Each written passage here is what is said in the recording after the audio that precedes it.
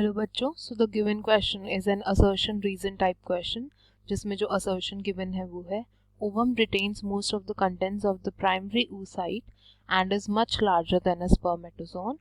Reason given है ovum needs energy to go about in search of a spermatozoon for fertilisation.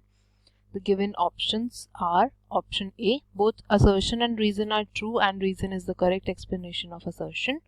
Option B, both assertion and reason are true but reason is not the correct explanation of assertion. Option C, assertion is true but reason is false. And option D, both assertion and reason are false. अगर हम इस given question में assertion की statement को देखें, assertion की statement है ovum retains most of the contents of the primary oocyte and is much larger than a spermatozoon. तो जो हमारा ovum होता है वो हमारा क्या होता है, लार्ज होता है। ओवम है वो है क्या, साइज में लार्ज होता है और क्या होता है, नॉन मोटाइल होता है। Non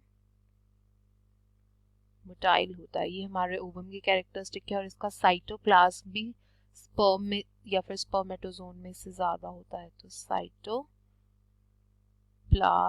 content is more. तो ये हमारे क्या है, ओवम के कैरेक्टरिस्टिक फीचर हैं, ठीक है। और ओवम डेवलपमेंट होती है जब, तो क्या होता है, हमारे प्राइमरी oocyte से हमारा डेवलपमेंट के प्रोसेस में क्या बनता है, सेकेंडरी oocyte,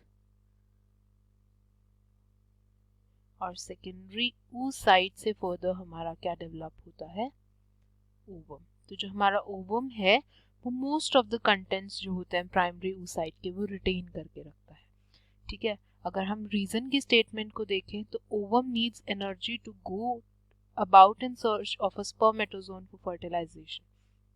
तो हमने अभी पढ़ा कि हमारा ओवम क्या है, नॉन मोटाइल है।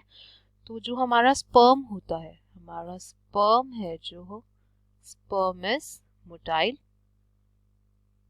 तो जो हमारा स्पर्म होता है वो आता है ओवम की सर्च में, ठीक है। वो सर्च करता है ओवम को और उसके साथ फ्यूज हो जाता है। जैसे ये हमारा ओवम है, तो जो हमारा स्पर्म है, मान लो ये हमारा स्पर्म सेल है, ठीक है, ये फ्लैजुला है, तो हमारा स्पर्म आता है, ये स्पर्म है, ये हमारा क्या है, ओवम है। तो ये हमारा स्पर्म मोटाइल होता है और ये ओवम के पास आता है और क्या करता है, फर्टिलाइज करता है, ठीक है। तो ओवम हमारा नॉन मोटाइल है, तो ओवम को एनर्जी नहीं चाहिए होती इतनी, हमारे स्पर्म में ज्यादा एनर्जी रिक्वायरमेंट होती है, उसको स्पर्म एनर्जी ज्यादा चाहिए होती है to reach to the ovum, to find the ovum and fertilise it, ठीक है। तो हमारी असर्शन की स्टेटमेंट क्या थी, ट्रू थी, पर हमारी रीजन की स्टेटमेंट क्या थी, फॉल्स है, ठीक है। Because not ovum but sperm needs energy to go about in search of an ovum for fertilization, ठीक है। अगर हम अब ऑप्शन देख लेते हैं, हमारा असर्शन ट्रू है, हमारा रीजन क्या है, फॉल्स। तो इसके अकॉर्डिंग हमारा ऑप्शन सी करेक्ट होगा, assertion is true but reason is false. Option A, both A and R are true and R is the correct explanation of A, ये हमारा इनकरेक्ट है। B, both A and R are true but R is not the correct explanation of E, ये भी हमारा गलत है because our reason is false।